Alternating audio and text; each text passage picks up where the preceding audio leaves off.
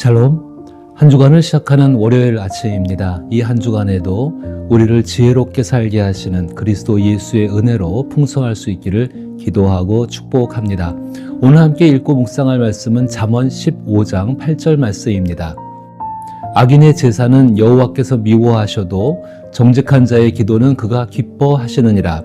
아멘. 하나님을 경외하는 데에도 지혜가 필요합니다. 특별히 하나님을 경외하며 우리는 하나님께 제물을 드리고 기도를 드립니다. 그런데 하나님께서 기뻐하시는 제물과 기뻐하시는 기도가 있다는 것입니다. 우리는 그것을 드릴 수 있는 지혜를 얻어야 합니다. 하나님을 경외하고자 한다면 하나님께서 무엇을 원하시는지를 알아야 합니다. 하나님은 우리의 삶을 유익하게 하는 단순한 어떤 원리가 아닙니다. 어떤 원리라면은 우리가 어떤 행동을 하면 그에 대한 결과가 반드시 나타나야 합니다. 그러나 하나님은 인격체이십니다. 인격체를 경외한다는 것은 그 인격체의 생각과 행위를 이해하고 그에 따라 행동하는 것을 의미합니다. 하나님을 인격체 이하로 대하는 것은 있을 수 없는 일이지만 실제로는 하나님을 경외하는 사람에게서 이러한 태도가 너무 흔하게 나타납니다. 따라서 하나님께서 원하시는 것이 무엇인지를 알고 행동할 수 있는 지혜가 꼭 필요합니다. 하나님을 경외하는 사람에게 예배는 필수적입니다. 예배는 우리의 행위로 하나님을 경외함을 나타내는 제물을 드리는 의식과 기도를 드리는 두 가지 의식이 포함되어져 있습니다. 구약의 예배에서 제사는 신자가 죄를 회개하는 표시로서 제물이나 감사의 예물을 하나님께 드리는 의식이었습니다. 구약의 예배에서는 제물이 요구되었으나 그 제물은 일시적이었고 완전한 것이 될 수 없었습니다. 그러나 주 예수 그리스도께서 속죄에 대한 완전한 제물이 되어 주심으로써 우리는 더 이상 구약의 요구인 속죄 제물을 드리지 않게 되었습니다. 반면 신약에서는 예배의 일부로서 헌금과 가난한 사람을 구제하는 행위 역시 제사 또는 제물이라고 불렀습니다. 특히 히브리서 13장 16절에서는 오직 선을 행함과 서로 나누어 주기를 잊지 말라. 하나님은 이 같은 제사를 기뻐하시느니라 라고 말씀합니다. 이 말씀의 의미는 구약의 선지자들의 가르침을 바탕으로 제물을 드리는 사람의 삶의 중요성을 강조하고 있는 것입니다. 하나님께서 예수 그리스도를 속죄의 제물로 받으신 것은 예수께서 하나님의 아들이시라는 사실뿐만 아니라 이 땅에서 하나님의 말씀을 따라 순종하며 선을 행하고 자신의 것을 나누어 주는 삶을 사셨기 때문입니다. 이러한 원리는 오늘의 잠언 15장 8절에 악인의 제사는 여호와께서 미워하신다와도 동일합니다.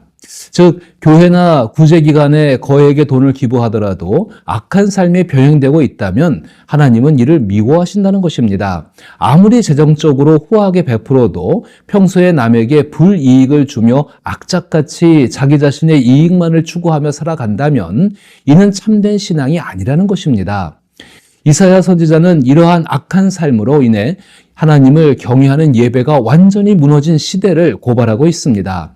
이사야 1장 11절부터 15절까지를 제가 읽어봅니다. 여호와께서 말씀하시되 너희의 무수한 재물이 내게 무엇이 유익하뇨? 나는 숫송아지와 번제와 살찐 짐승의 기름에 배불렀고 나는 숫송아지나 어린 양이나 순년소의 피를 기뻐하지 아니하노라. 너희가 내 앞에 보이러 오니 이것을 누가 너희에게 요구하였느냐? 내 마당만 밟을 뿐이니라. 헛된 재물을 다시 가져오지 말라. 분향은 내가 가증히 여기는 바요. 월삭과 안식일과 대회로 모이는 것도 그러하니 성회와 아울러 악을 행하는 것을 내가 견디지 못하겠노라. 내 마음이 너희의 월삭과 정한 절기를 싫어하나니 그것이 내게 무거운 짐이라. 내가 지기에 곤비하였느니라. 너희가 손을 펼 때에 내가 내 눈을 너희에게서 가리고 너희가 많이 기도할지라도 내가 듣지 아니하리니 이는 너희의 손에 피가 가득함이라. 이사야 선지자는 하나님을 경외하는 예배에 제물을 드리는 사람의 삶을 지적하고 있습니다. 그들이 제물을 드리는 것은 자신의 유익을 얻기 위해 뇌물과 같은 제물을 바치거나 하나님과 거래를 시도하는 것입니다. 이는 하나님께서 원하시는 바가 아닙니다. 잠언 15장 8절에서 말하고 있는 하나님께서 기뻐하시는 기도는 과연 어떤 의미를 가질까요? 기도란 하나님과의 대화이자 만남입니다. 대화와 만남이라는 개념은 기도의 의미를 명백히 할 뿐 아니라 기도 생활의 깊이를 더하는 중요한 요소입니다. 찬양, 고백, 감사, 간구로 이어지는 전통적인 기도의 형태는 심오한 경험일 뿐만 아니라 구체적인 실천이기도 합니다. 우리는 하나님의 영광을 찬양하며 경외감에 사로잡히고 하나님의 은혜 안에서 친밀한 관계를 느끼며 하나님의 도우심을 구하며 씨름해야 합니다. 이 모든 것은 하나님의 임재라는 영적 현실로 이끄는 요소들입니다. 따라서 기도는 경외감과 친밀감, 투쟁과 현실을 포함합니다. 기도할 때마다 이러한 모든 일이 일어나는 것은 아니지만 이 모든 것이 우리 인생 여정 내내 드려야 할 기도의 주요 요소라는 점은 분명합니다.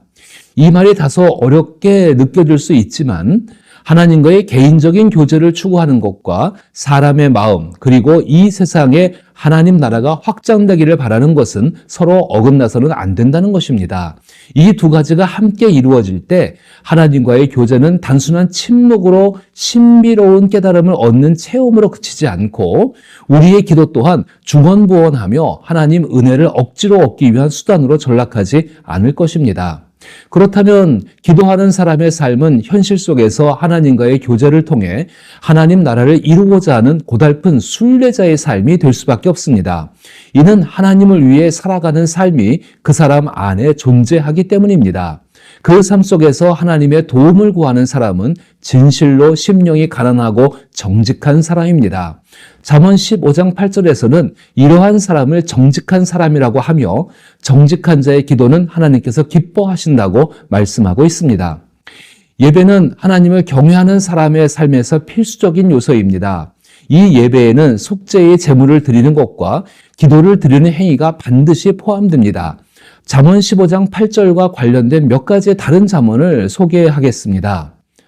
먼저는 잠언 15장 29절에서 여호와는 악인을 멀리하시고 의인의 기도를 들으시느니라.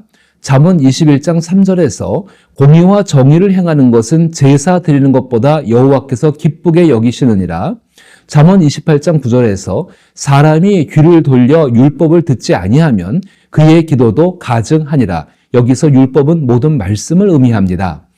이와 같은 구절들을 종합하면 의로운 삶으로 뒷받침되지 않는 제사와 선행은 하나님께 가증하다는 것을 알 수 있습니다. 겸손히 배우려는 마음이 없다면 진실해 보이는 기도조차도 하나님께 가증하다고 말씀하고 있는 것입니다. 사람이 하나님께 드리는 제물이나 기도로는 하나님을 움직일 수 없다는 것을 의미하는 것입니다. 그러나 하나님을 향한 진실한 마음과 행동은 하나님을 움직이게 하는 원인이 된다는 점을 강조하고 있습니다. 이와 같은 예로 성경에서는 열왕기하 5장에서 아람 사람 나아만이 이스라엘의 하나님께 나병을 고치기 위해 나왔던 이야기를 언급하고 있습니다. 아람의 군대 장관 나아만은 하나님의 기적을 체험하기 위해 왕의 추천서와 많은 재물을 가지고 이스라엘 왕 앞에 나아갔습니다. 나아만은 자신이 아람의 왕에게 속해 있는 것처럼 엘리사 선지자 또한 왕의 소관이라고 생각했습니다. 그때 이스라엘 왕은 열왕기하 5장 7절에서 이렇게 말합니다. 이스라엘 왕이 그 글을 읽고 자기 옷을 찢으며 이르되 내가 사람을 죽이고 살리는 하나님이냐? 그가 어찌하여 사람을 내게로 보내 그의 나병을 고치려 하느냐? 너희는 깊이 생각하고 저 왕이 틈을 타서 나와 더불어 시비하려 함인 줄 알라 하니라. 악한 이스라엘의 왕이지만 엘리사 선지자는 자신의 소관이 아님을 알고 있습니다. 더욱이 하나님께 어떤 뇌물을 드려도 엘리사 선지자를 매수할 수 없음을 인식하고 있는 것입니다.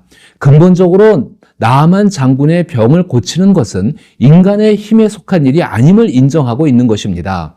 열왕기하 5장을 조금 더 읽어보십시오. 엘리사 선지자의 행동은 이러한 사실을 더욱 분명하게 드러냅니다. 요단 강물에 들어가서 7번 몸을 씻으라는 선지자의 말은 하나님의 방법에 순종하라는 의미입니다. 나아만 장군이 들고 온 추천서나 재물은 아무런 소용이 없었습니다. 나아만 장군이 보여준 삶의 모습이 하나님을 움직인 것입니다. 우리가 경외하는 하나님은 우리가 바라는 대로 당연히 행동하시는 원리적이고 기계적인 존재가 아닙니다. 하나님은 가장 선한 인격을 지닌 인격체이십니다. 우리는 그 하나님을 경외하며 살아갈 수 있습니다. 전심으로 하나님을 사랑하고 기쁘게 말씀을 들어야 한다는 것입니다. 우리의 기도와 헌물이 아무런 공로도 되지 못함을 깨달아야만 비로소 하나님께서 그것을 가치 있게 여겨주신다는 사실을 이해할 수 있어야 합니다. 만약 우리의 예배와 제물, 기도가 하나님의 선한 뜻에 따라 의인으로 살고자 하는 고단한 삶을 포함하고 있다면 하나님께서는 어떻게 하실까요? 단순히 예배와 제물, 기도를 받으시는 것으로 끝나지 않습니다. 하나님은 예배와 제물, 기도를 드리는 사람의 삶을 창조주의 능력으로 복되게 하신다는 것은 분명한 것입니다. 나아만의 진실된 순종이 사람의 힘으로는 고칠 수 없는 병에서 치유받게 했던 것처럼 말입니다. 이 영상을 시청하신 후 목장에서 나누어 보시기를 바랍니다. 나름대로 공정하게 살아왔다고 생각하지만 과연 남을 이롭게 하려고 불이익을 감수하려는 태도가 자기의 삶에 스며들어 있는지를 깊이 생각해 보시기 바랍니다. 만약 그러한 삶의 태도가 있다면 하나님께 그 능력을 키워달라고 기도하시고 부족하다고 느끼신다면 하나님의 선한 도움을 구하며 하나님께서 기뻐하시는 예배와 제물의 기도를 드리는 삶이 되도록 기도하시기를 바랍니다. 이처럼 하나님을 참되게 경외할 수 있는 지혜로운 삶을 살 수 있기를 축복합니다.